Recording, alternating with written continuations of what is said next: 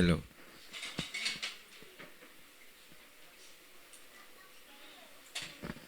Good morning, church. Bago po sana tayo tumuloy sa offering, may share lang kung kunting sa buhay dahil nga sa yung sabi ni Pastor Arnold, merong tulad namin na galing hindi naman talagang lumaki sa ganito. Galing din po ako sa Katolik. Asawa ko ni Ate Maki.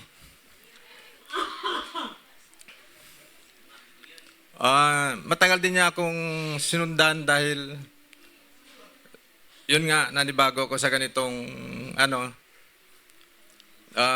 sabi nga ni Pastor Arnold, yung mga galing sa mga Katoliko di Kandado, medyo mahirap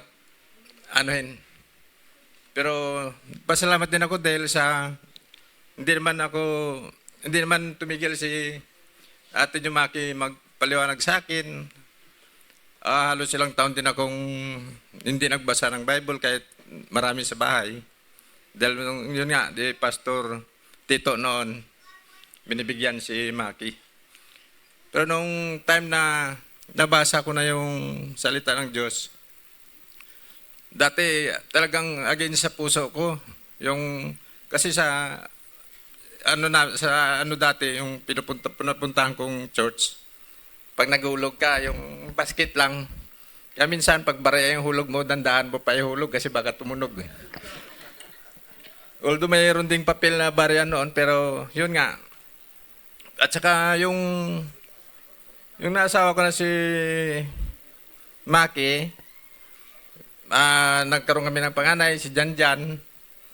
Yun nga, pinalaki niya si Janjan nung elementary pa lang. Bali, yung baon na 5 piso noon, 10 piso, itabi yung 10%.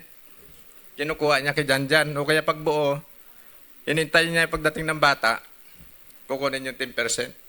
Minsan masakit sa loob ko, sabi ko kasi, kunti na lang kainin na lang ng bata, ititira pa para kay Lord, yung 10%. Matagal ko rin na-adapt yung ganong sitwasyon, pero dahil nga nag-attend din ako sa church, narinig ko naman siyempre yung mga nandito nagsasalita na ang lahat ng mga iyon hindi naman para kay Lord, mayaman si Lord ginto yung daanan dun sa langit. Pero yung tithes and offering na binibigay natin dito yun nga, yung pag naisip niya yung bayarin dito, imposible naman na hanggang ngayon buhay yung church natin. Sa bayarin lang sa upa, ilaw, tubig, lahat. Kaya doon ko na unawaan talaga. At natanggap kong ganong sitwasyon. Hanggang ganon na nag-aral din yung bunso ko, Junjun. Yun, talagang nag-aano na ako. At saka ngayon, dahil nabasa ko na yung salita ni Lord, natindihan at naunawaan ko na. Kaya kahit yung sinasabi ko sa dalawang anak ko, yung blessing na aago sa kanila at aago sa amin, paagusin din namin sa iba para marami pa yung makakilala kay Lord at mailapit namin. Dati, wala yan sa vocabulary ng buhay ko yung akin para sa iba. Pero ngayon, hindi na. Kaya kung ano man yung aagos na blessing sa buhay ko, namin ng asawa ko na para din sa iba. Para makaano din kami mailapit na namin yung mga hindi pa nakakilala kay Lord. May verse akong binigay kaya yung sa Mateo, Malakay muna, Malakay. Ayun. Yun basa ko yung salita na yan.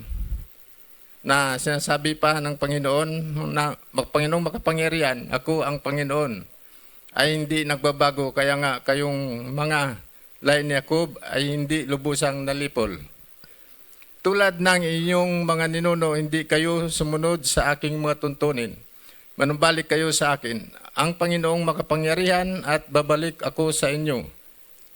Pero tinanong ninyo, paano kami manumbalik sa inyo? Magtatanong din ako sa inyo, maaari bang nakawan nakawan ng tao ang Diyos, parang imposible.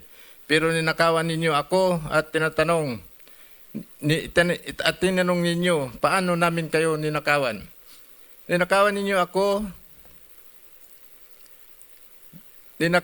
ako dahil hindi ninyo ibinibigay ang inyong mga ikapo at mga handog.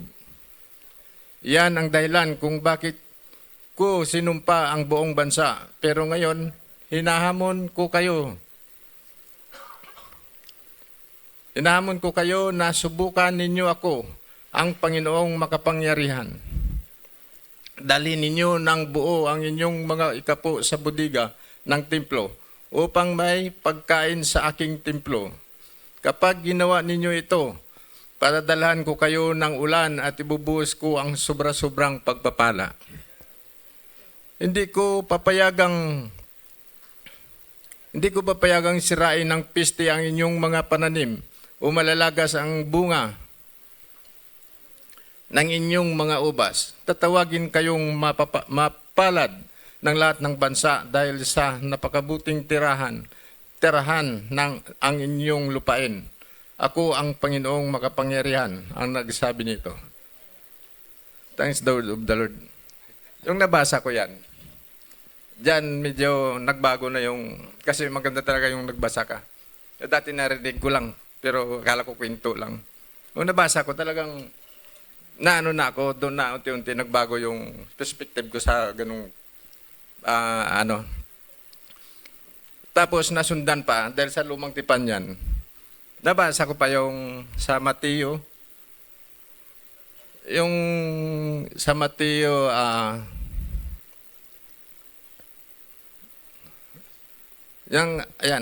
umalis ang mga Parisiyo at nagplano kung paano nila mahuli si Jesus sa kanyang mga pananalita. Kaya pinapunta nila kay Jesus ang ilan sa kanilang mga kasamaan. Ang ilan sa mga tauhan ni Herodes, sinabi ng mga ito, Guro, alam po namin na totoo ang mga sinasabi ninyo. At tinuro niyo ang katotohanan tungkol sa kalooban ng Diyos. Wala kayong pinapaboran dahil hindi kayo tumitingin sa katayuan ng tao. Ano sa palagay nyo, tama po ba na tayong mga Hudyo ay magbayad ng buwis sa emperador ng Roma o hindi? Pero alam ni Jesus ang masama nilang balak. Kaya sinabi niya, mga pakitang tao, bakit ninyo ako sinusubukang hulihin sa tanong na iyan? Patingin nga ng pirang ipinambabayad ng buwis. Inabot nila sa kanya ang pera. Tinanong sila ni Jesus, kaninong mukha at pangalan ang nakaukit sa pera? Sumagot sila, sa emperador. Kaya sinabi ni Jesus sa kanila, kung ganoon, ibigay ninyo sa emperador ang para sa emperador at sa Diyos ang para sa Diyos. Thank you, Lord. Nang nabasa ko rin yan, doon ko napatunayan na talagang kahit nung si Jesus na, di talagang inulit niya na mayroon pala talaga para sa Diyos kahit sabi natin mayaman naman na si Lord. Kaya doon wala na yung ano ko. Yung sabi na kung masaya ka sa pagbibigay, eh kung may sobra pa, pasubrahan mo pa para lalo kang sumaya. Maraming salamat. Let us pray. Yes, God, Lord, maraming salamat po. Tunay nga po kayo, Lord, ang aming Diyos na buhay na makapangyarihan sa lahat. Wala po kaming may pagmalaki, O God, dahil hindi naman po para sa amin, hindi po galing sa aming kalakasan ang lahat. Dahil ito hindi mapapasa amin pag hindi po kayo pumayag. Dahil, O God, kayo po ang aming makapangyarihang Diyos. Wala po kaming magagawa, O God, hanggat hindi nyo po ibigay sa amin ang lahat na nasa amin, O God. Kaya, Lord, maraming salamat po. Tunay po na dapat lang ibalik at ibigay namin sa inyo ang tithes, O God, ay po at ang offering po namin, O Lord. Hindi para sa inyo, O God, kundi para sa ikalaganap pa po ng unlad po ng inyong iglesia at marami pong mga taong wala pa po sa inyo at wala po at hindi po nakakilala sa inyo ay matutulungan po nito. Maraming salamat po, God. Hiniling ko lang po sa inyo, God, tulad sa sinabi niyo sa amin, sa pangako ninyo banal na salita, O God.